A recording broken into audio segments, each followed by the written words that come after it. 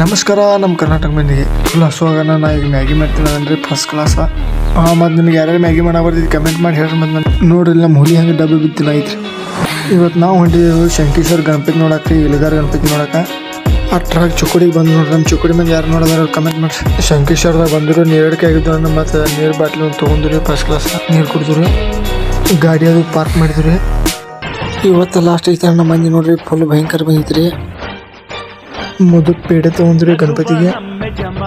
ನೀವು ಗಣಪತಿಗೆ ಏನೇನು ಬಿಡ್ಕೋತೀರಿ ಎಲ್ಲ ಸಕ್ಸಸ್ ಆಗಿದ್ರಿ.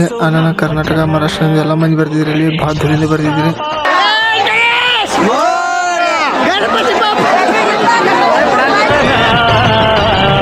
ಗಣಪತಿ ಬಪ್ಪ ಮೋರಿಯಾ ಮನಸ್ಸು ನಮ್ಮ ಏರಿಯಾ.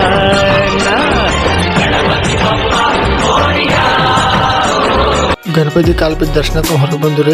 ಸೊ ಆಗ